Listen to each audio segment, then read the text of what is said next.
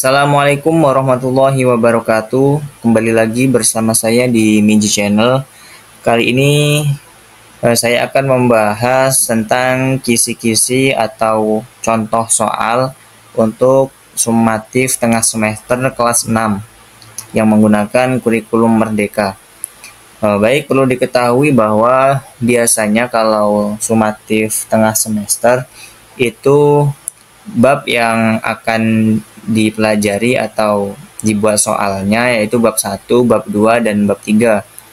Seperti kita ketahui bahwa bab 1 dalam kurikulum Merdeka kelas 6 ini, pelajaran PAI, itu terdiri dari pertama yaitu belajar Al-Quran dan hadis, yaitu meliputi membaca surah Quran, surah Ad-Duha, menulis, kemudian pesan pokoknya dan menghafal. Ini bab 1. Kemudian untuk bab 2 itu tentang judul besarnya Allah Subhanahu wa taala Maha Segalanya. Namun di dalamnya yang dibahas yaitu sifat Allah atau Asmaul Husna, Al-Ghaffar, Al-Afu, Al-Wahid, dan As-Somad. Ada 4 sifat. Kemudian cara Allah mengampuni kesalahan manusia. Kemudian syarat untuk mendapatkan ampunan. Nah, ini juga masuk dalam bab 2. Kemudian bab ketiga yaitu hidup damai dengan saling memaafkan. Di dalamnya terdapat pengertian maaf dan memaafkan. Kemudian pentingnya menyatakan penyesalan. Jadi 3 bab ini akan dibahas pada sumatif tengah semester 1 ini. Oke, langsung saja kita ke contoh soalnya. Di sini saya telah menyiapkan beberapa contoh soal tentang 3 bab tadi. Untuk yang pertama, ini surat Ad-Duha ya, berarti masuk bab surat Ad-Duha. Ad-Duha artinya titik-titik. Silahkan dijawab terlebih dahulu.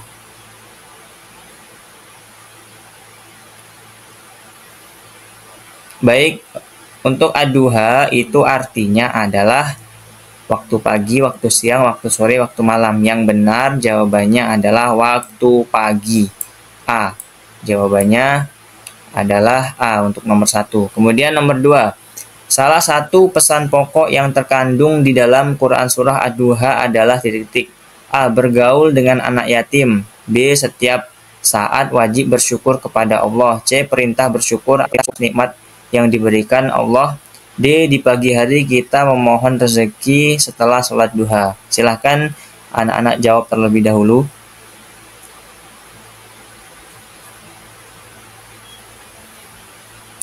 Baik, untuk jawaban yang benar adalah yang C, yaitu perintah bersyukur atas nikmat yang diberikan Allah. Wa amma bi ni'mati rabbika fahaddis. Nah itu. Bergaul dengan anak yatim ini bukan ya, ini salah. Kemudian bersyukur, ini kurang lengkap. Ini juga tidak termasuk. Jawaban yang benar adalah yang C. Kemudian perhatikan ayat berikut ini. Walal akhiratu khairul laka minal ula. Potongan surah Ad-Duha di atas adalah ayat ke titik-titik. Silahkan dijawab terlebih dahulu.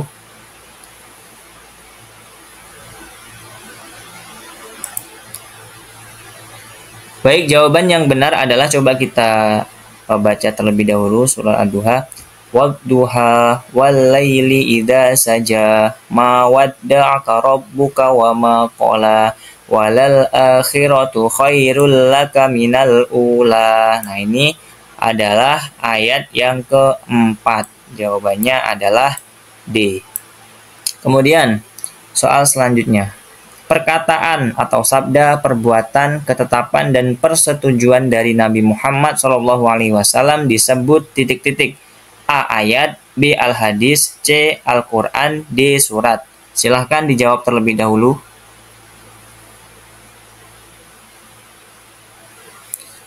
Baik, jawaban yang benar adalah yang B. Al-Hadis. Jadi Al-Hadis ini adalah ucapan atau perkataan, perbuatan, atau takrir ketetapan Nabi ya. Jawabannya adalah B. Kemudian selanjutnya Al-Ghaffar, akar katanya berasal dari kata ghafaro yang bermakna titik-titik. A. Menutup, B. Menatap, C. Menitip, D. Menata. Silahkan dijawab terlebih dahulu.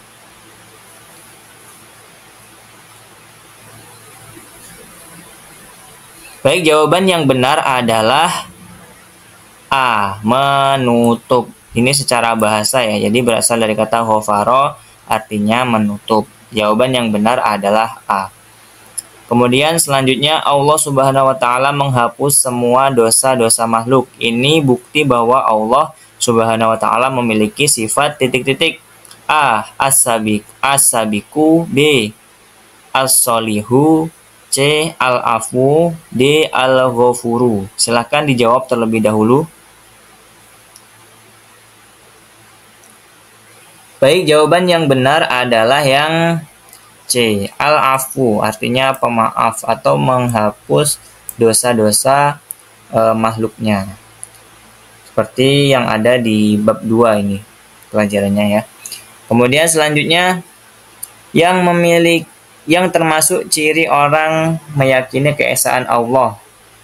Titik-titik. Ini maksudnya yang termasuk ciri-ciri orang yang meyakini keesaan Allah itu yang mana? Yang A.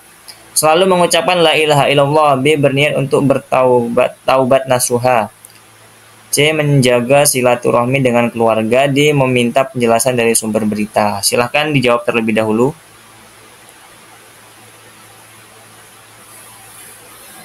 Baik, jawaban yang benar adalah yang A.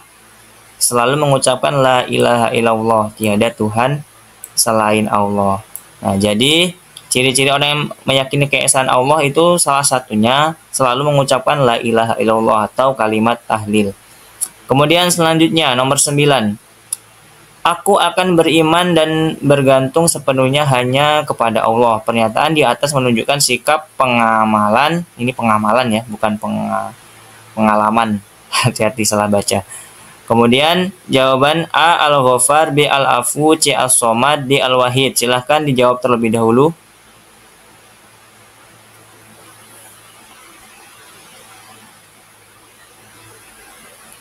Oke, jawaban yang benar adalah yang As-Somad, Maha meminta segala sesuatu. Karena ini poinnya adalah beriman dan bergantung sepenuhnya kepada Allah. Allahus Somad. Kemudian selanjutnya, ini soal mungkin salah ya, tapi ini kita bahas juga. Perbuatan yang termasuk tabayun adalah titik-titik. A. Menyebarkan informasi yang diterima agar cepat diketahui orang. B. Mengirim pesan singkat kepada keluarga yang berjauhan. C. Menelusuri kebenaran berita dengan mencari sumbernya. D. Meminta penjelasan tentang pelajaran yang belum difahami. Silahkan dijawab terlebih dahulu.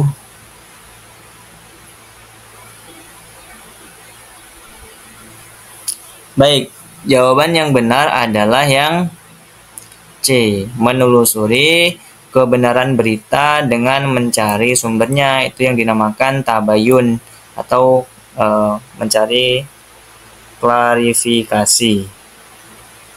Kemudian nomor 10, nomor selanjutnya ya. Setelah keluarga, orang yang didahulukan jika memberi hadiah adalah titik-titik. A. Teman bermain, C. Saudara seiman, C. Teman sesuku, D. Tetangga. Silahkan dijawab terlebih dahulu.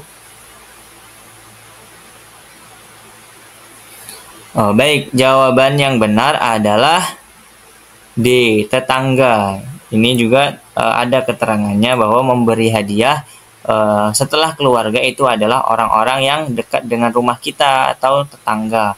Kalau saudara itu belum tentu dekat ya, bisa juga dia jauh seperti itu. Kemudian nomor 11, memberi hadiah karena untuk mendapat sesuatu dari yang diberi disebut A. gratifikasi, B. korupsi, C. komisi, D. presentasi. Silahkan dijawab terlebih dahulu. Baik, jawaban yang benar adalah yang A. gratifikasi. Ini adalah bahasa lainnya itu menyogok atau menyuap, yaitu memberi sesuatu agar mendapatkan sesuatu yang lain gitu, dengan tujuan mendapatkan sesuatu yang lain. Kemudian selanjutnya, arti dari Al-Ghafar dalam Asmaul Husna adalah titik-titik. A. Allah yang Maha Tunggal. B. Allah yang Maha Pemaaf. C. Allah yang Maha Penutup Dosa. D. Allah yang Maha Esa. Silahkan dijawab terlebih dahulu.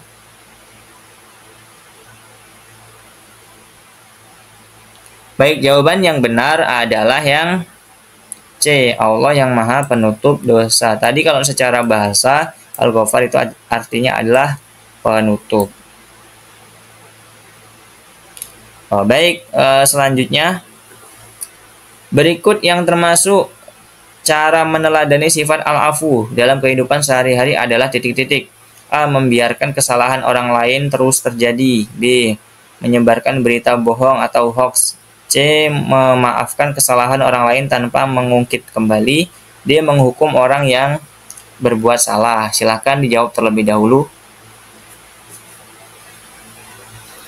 Jawaban yang benar adalah yang C. Jadi al-afu itu kan artinya Maha Pemaaf atau menghapus ya. Jadi untuk meneladani sifat tersebut kita juga harus memaafkan kesalahan orang lain tanpa mengungkitnya kembali. Seperti itu. Kemudian selanjutnya makna dari Asmaul Husna Al-Wahid adalah titik-titik. A. Allah tempat bergantung segala sesuatu. B. Allah Maha Pemaaf. C. Allah Maha Esa dan Tunggal. D. Allah Maha Penyayang. Silahkan dijawab terlebih dahulu. Baik, jawaban yang benar adalah yang C. Allah yang Maha Esa dan Tunggal. Al-Wahid. Wahid itu satu artinya ya. Kemudian selanjutnya Asmaul Husna As-Somad disebutkan dalam surah Al-Ikhlas. Apa arti dari As-Somad? A. Tempat bergantung segala sesuatu. B. Tuhan yang Maha Tunggal. C. Allah yang Maha Mengampuni. D. Yang Maha Pengasih. Silahkan dijawab terlebih dahulu. Baik, jawaban yang benar adalah yang A. Tempat bergantung segala sesuatu. Ini memang terdapat di dalam surah Al-Ikhlas. Allahus Somad itu ayat kedua. Artinya tempat meminta segala sesuatu atau tempat bergantung. Kemudian selanjutnya untuk mendapatkan ampunan Allah kita harus titik-titik. A. Membaca doa. B. Menyesali dosa tanpa meminta maaf. C. Bertaubat dengan taubatan nasuha. D. Memberikan sedekah secara rutin. Silahkan dijawab terlebih dahulu. Baik, jawaban yang benar adalah yang C. Bertaubat dengan taubatan nasuha. Kalau kita cuma berdoa tapi nggak mau taubat, itu sama saja bohong. Taubatan nasuha itu maksudnya taubat yang benar-benar, taubat yang sungguh-sungguh, bukan hanya taubat ketika sudah ketahuan berbuat salah seperti itu. Kemudian selanjutnya, apa yang dimaksud dengan tabayun? Ini tadi sudah ya sepertinya. Oh, beda tapi ini ya, ABC-nya kita bahas juga. A. Proses menyebarkan berita tanpa klarifikasi. B. Proses mencari kebenaran dari suatu berita. C. Proses memaafkan kesalahan orang lain. D. Proses memimpin umat Islam.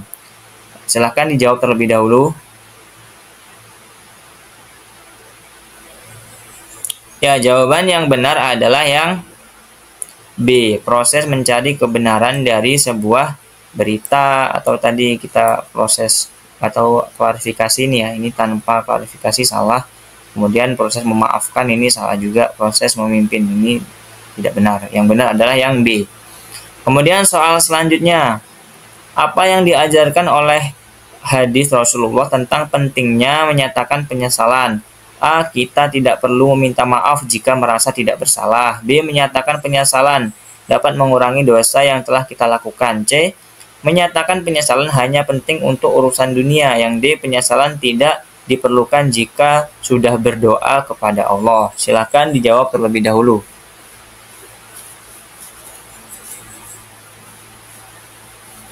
Jawaban yang benar adalah yang B. Menyatakan penyesalan dapat mengurangi dosa yang dilakukan. Kalau kita menyesal dengan penyesalan yang benar atau taubatan nasuha, itu bisa mengurangi dosa yang kita lakukan. Kalau kita cuma ini ya berdoa kepada Allah tapi tidak mau menyesali perbuatan dan tidak mau menghentikan perbuatan buruk tersebut, maka itu tidak ada artinya.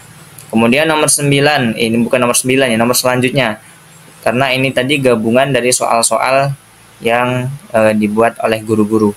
Kemudian nomor 9 yang dimaksud dengan memaafkan menurut Al-Quran adalah A.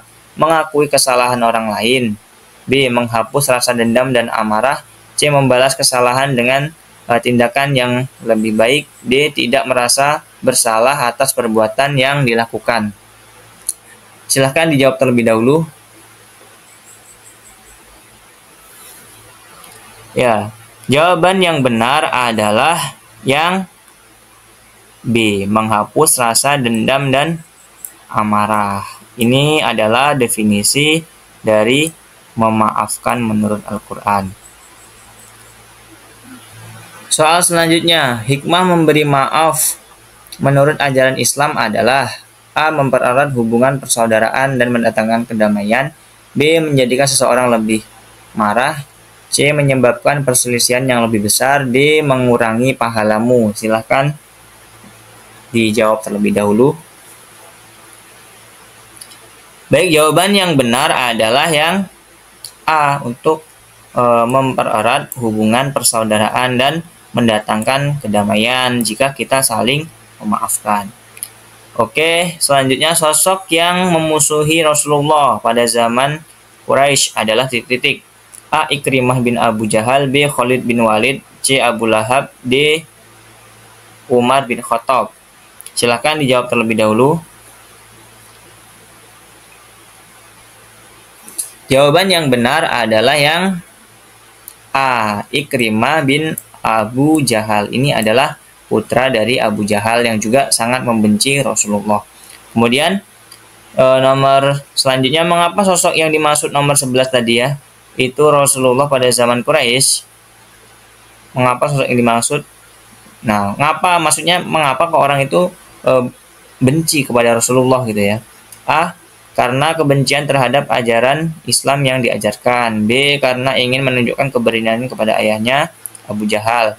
C. Karena merasa tidak diakui oleh kaum Quraisy. Yang D. Karena merasa tidak puas dengan kebijakan yang ditetapkan Rasulullah. Baik, silahkan dijawab terlebih dahulu. Jawaban yang benar adalah yang B. Karena ingin menunjukkan keberaniannya kepada ayahnya. Dia tuh benci kepada Rasulullah karena cuma ingin menunjukkan ini. Karena Abu Jahal juga benci kepada Rasulullah, maka Ikrimah putranya ini ingin juga menyenangkan hati ayahnya, ingin menunjukkan keberaniannya kepada ayahnya. Kemudian yang selanjutnya, usai Ikrimah bin Abu Jahal melarikan diri, siapa yang memohonkan ampun untuknya kepada Rasulullah? Silahkan. Yang A. Ummu Salamah, B.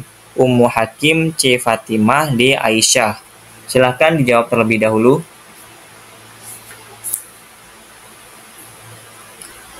Jawaban yang benar adalah yang B. Ummu Hakim. Ini adalah istri dari Ikrimah bin Abu Jahal. Dia yang memohonkan maaf kepada Rasulullah. Kemudian selanjutnya, apa pesan Rasulullah kepada para sahabat saat Ikrimah bin Abu Jahal hendak kembali ke Mekah? A. Agar menyambutnya dengan penuh kekerasan. B. Agar tidak memaki ayahnya yaitu Abu Jahal. C. Agar membiarkan pergi ke tempat yang lebih aman. D. Agar memberi hadiah. Silahkan dijawab terlebih dahulu.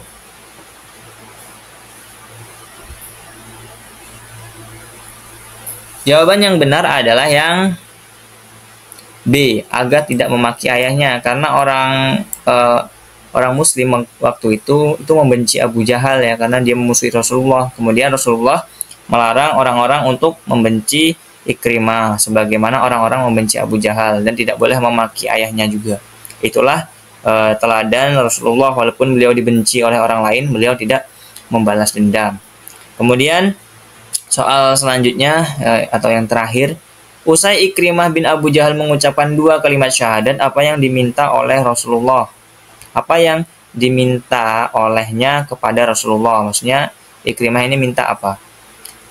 A. Agar dihukum atas perbuatannya. B. Agar diberi kekayaan. C. Agar didoakan untuk diampuni dosanya. Yang D. Agar diberi jabatan yang tinggi. Silahkan dijawab terlebih dahulu. Ya, jawaban yang benar adalah yang C, agar didoakan untuk diampuni dosa-dosanya karena dia telah bertaubat kepada Allah. Baik, itu tadi soal beberapa contoh soal ya untuk belajar. Tapi ini bukan 100% ini yang keluar ya. Ini hanya prediksi atau kisi-kisi untuk belajar saja. Kemungkinan kalau kelas 6 itu biasanya ada soal esai juga. Makanya anak-anak harus tetap belajar. Yang penting belajar bab 1 sampai bab 3 ini dipelajari. Mungkin sekian dulu video kali ini, kurang lebihnya mohon